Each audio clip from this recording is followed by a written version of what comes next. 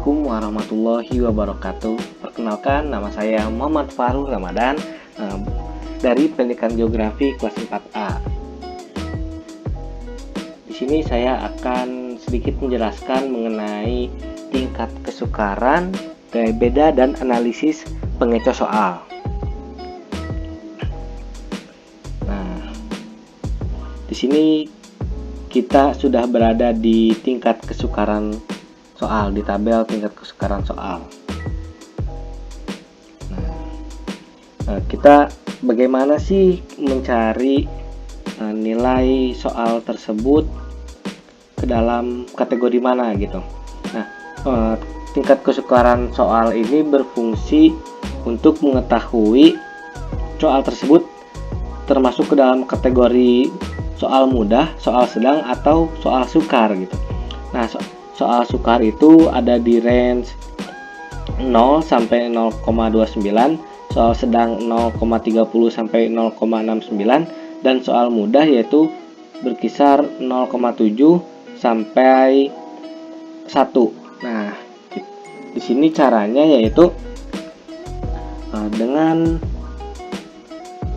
bilangan pembilang dibagi dengan bilangan penyebutnya, yaitu pembilangnya itu adalah jumlah nilai benar. Di nomor 1 itu jumlah nilai benar dibagi dengan jumlah peserta yang mengisi soal tersebut. Nah, di sini berarti kita masukkan ya dengan cara cepatnya, yaitu masukkan sama dengan, kemudian klik jumlah benarnya nomor 1, yaitu klik saja, kemudian kita bagi dan baginya itu jumlah pesertanya. Nah, di sini jumlah pesertanya ada 50, kita masukkan 50. Langsung bagi saja dan langsung keluar ini hasilnya 0,28. Nah, kalau yang cepatnya yang lainnya kita tarik saja di sini sampai ke ujung. Nah, begitu. Kemudian di sini kita masukkan kategori soal-soal tersebut, masukkan ke kategori mana. Nah, kalau 0,28 berarti masuk ke kategori sukar. Kemudian ini sukar juga. Ini sukar. Oh, ini sedang, sukar, sedang, sukar, sedang, sukar. Ini juga kayaknya sedang juga ya, 0,3. Ini sedang juga. Banyak sedang dan sukar. Kita cari soal mudah di atas 0,7.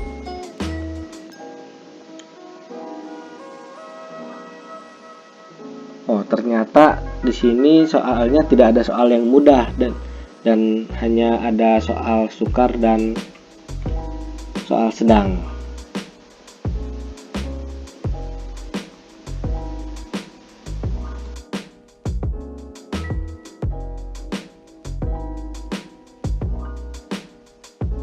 Kita lanjut ke daya pembeda soal, yaitu ini udah ada contohnya. Daya pembeda soal ini adalah untuk kemampuan suatu soal untuk membedakan antara siswa yang berkemampuan tinggi dengan siswa yang berkemampuan rendah menurut Ari Kunto tahun 1999. Nah, untuk menentukan daya pembeda ini adalah dengan cara BA per JA dikurang BB per JB. Nah, DP ini adalah indeks daya pembeda dan BA adalah banyaknya peserta tes kelompok atas yang menjawab soal dan benar, atau batas atas yang menjawab soal dengan benar. Kemudian BB berarti batas bawah atau peserta kelompok bawah yang menjawab soal dan benar. Nah, JA adalah banyaknya peserta tes di kelompok atas, dan JB adalah banyaknya peserta tes kelompok bawah. Dan ini ada kualifikasi atau kategorinya, yaitu jelek di kisaran 0 sampai 0,19, cukup 0,2 sampai 0,39, dikatakan baik, yaitu ada di 0,4 sampai 0,69. Dikatakan baik sekali ada di 0,70 sampai 1, dan tidak baik atau soal itu harus dibuang, nilai hasilnya itu negatif. Nah, kita langsung aja. Di sini kita cari batas atas dan hasil batas atas dan jawaban bawah, jawaban atas. Maaf, salah.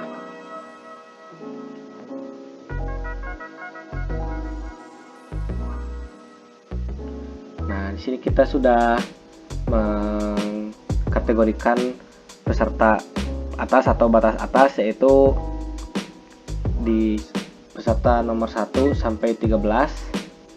Nah, di sini dengan cara di sini kan sudah ada masukan, berarti sama dengan, terus sum, kita klik di sini, tekan sambil pencet kontrol,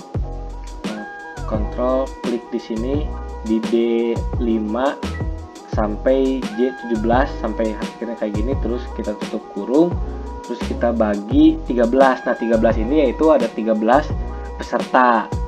Nah, kita langsung enter saja di sini.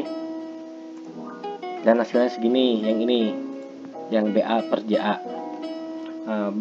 Yang BB per JB juga sama caranya, yaitu bagian yang ini kita masukkan dulu sum. Di sini masukkan sum sama dengan sum dalam kurung D42. Nah, 42. Nah, di sini nih 42 kan. Selma Rizky ya. Sampai D54, berarti sama kayak sebelumnya, kita pencet kontrol di D42 sampai D54. Terus dalam kurung kita garis miring, atau ini bisa disebut bagi. Nah, baginya sama 13, soalnya di sini ada 13 orang juga di batas bawah. Nah, kita langsung enter dan hasilnya segini. Untuk tadi kan rumusnya daya pembeda itu BA per JA dikurang BB per JB. Nah, di sini langsung saja kita kurangin, yaitu dengan cara sama dengan, di sini BA per JA nya adalah di D56, BA nya di D56, terus kita kurang BB per JB yaitu ada di D57. Langsung kita hasilkan saja di enter. Hasilnya sudah ketemu. Nah, untuk mengetahui soal-soal yang lain, caranya sama seperti sebelumnya, kita tarik aja, atau mungkin drag mungkin ya, kita tarik gitu. Nah, ntar hasilnya keluar seperti ini. Sama BB per JB juga sama, kita tarik sampai ujung. Nah, untuk nilai daya bedanya kita juga sama tarik, keluar. Nah, ini berarti di sini kita masukin kualifikasi butir soalnya, atau kategori soal butir soal tersebut, kategorinya apa. Nah, di sini baik kita katakan baik karena di sini nilai daya bedanya yaitu 0,46 kita buatkan. Nah, di sini kan ada indikatornya, yaitu benar baik 0,4 sampai 0,69. Nah, 0,46 ada di sekitaran segitu. Nah, kita caranya ini kita masukkan sama dengan if dalam kurung D58 ini hasil ini yang disitu kurang dari sama dengan 0,19 titik koma tanda petik buka jelek tanda petik tutup, dan mengikuti seperti ini. ini itu mengikuti indikator dan kategori soal tadi di sini yang ini. Sudah, kita langsung enter saja. Dan jangan lupa ini kurung tutup dan kurung bukanya disesuaikan. Kita enter saja. Nah, di sini baik.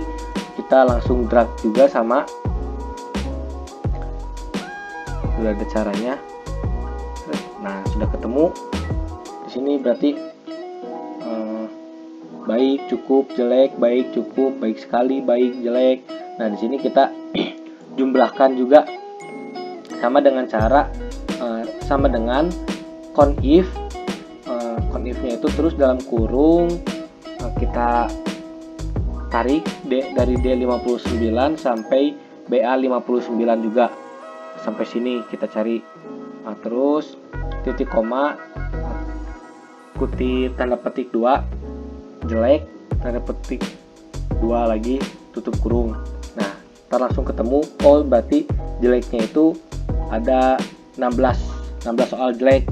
Nah, yang kemudian ada 14 soal cukup, ada 16 soal baik, dan ada 4 soal baik sekali. Nah, dan yang tidak ada soal yang harus dibuang. Untuk daya beda seperti itu.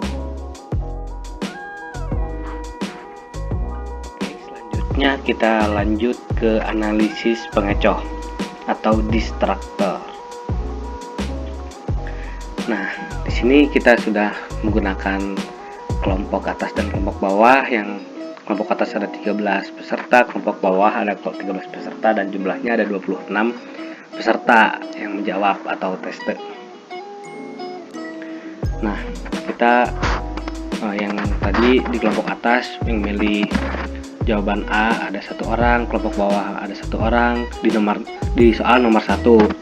Yang B ada 6 orang di kelompok atas, dan kelompok bawah ada 1 orang. Nah, ini jumlahnya ada 7 orang dari 26. Begitupun ke pilihan C, D, E gitu. Nah, yang O ini bisa atau disebut omitted gitu ya, yaitu yang tidak menjawab dari 26 orang, dan di sini tidak 0 hasilnya, berarti menjawab semua. Nah, di sini di pilihan C nih, di kelompok atas dan kelompok bawah tidak ada yang memilih. Yang ada tanda bintangnya ini yaitu kunci jawabannya atau ya pilihannya. Oke. Nah, kemudian kita lanjut ke pengecoh. Nah, di sini tidak ada pengecoh B sebab kunci jawabannya adalah B, dan yang pengecoh yang dikatakan pengecohnya itu selain kunci jawabannya yaitu kalau di nomor 1 A, C, D, E. Kemudian kita buat persentasenya. Nah, untuk membuat persentasenya yaitu dengan cara masukkan sama dengan dikurang ini C6 atau 2. Persentase yang A berarti kan yang A totalnya ada 2, yang jawab A ada 2 orang, dan dibagi dengan 20 total peserta yaitu 26, atau di sini di kolom I6, kemudian kita kalikan 100. Kita kalikan 100. Oke. Ini ada kesalahan. Hasilnya itu kalau yang benarnya adalah ini 7,69. Nah, kemudian kita lanjutan. Suatu pengecoh dapat dikatakan berfungsi dengan baik jika paling sedikit dipilih oleh 5% pengikut tes. Nah, di sini kita atur lagi. Ada ini berarti kan yang pilihan A ini adalah 7,69, berarti lebih dari 5% bisa dikatakan berfungsi. Ini cara manualnya bisa cara manualnya seperti ini. Tapi ada cara otomatisnya, yaitu dengan cara masukkan conif sama dengan if dalam kurung D9, yaitu kolom ini D9 yang buat di keterangan. Nah, terus lebih dari 5%, terus titik koma,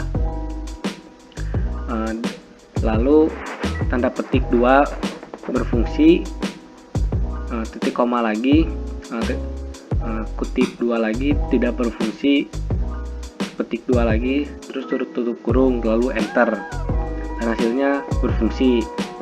Nah, ini cara otomatisnya. Kemudian ini kita langsung seperti aja, seperti dikebawahin biar langsung.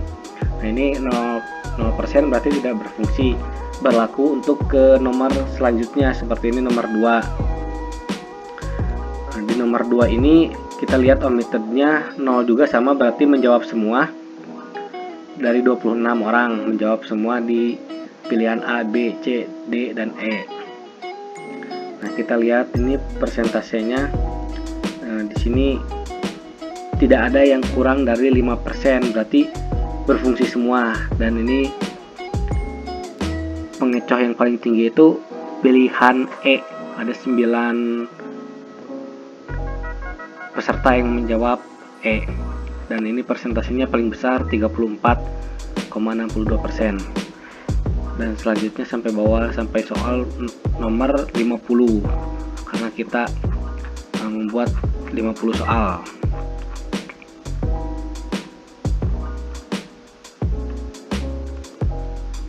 Oke, jadi seperti itu untuk indeks kesukaran, daya beda, dan analisis pengecoh. Terima kasih telah menonton video saya. Semoga bermanfaat. Assalamualaikum warahmatullahi wabarakatuh.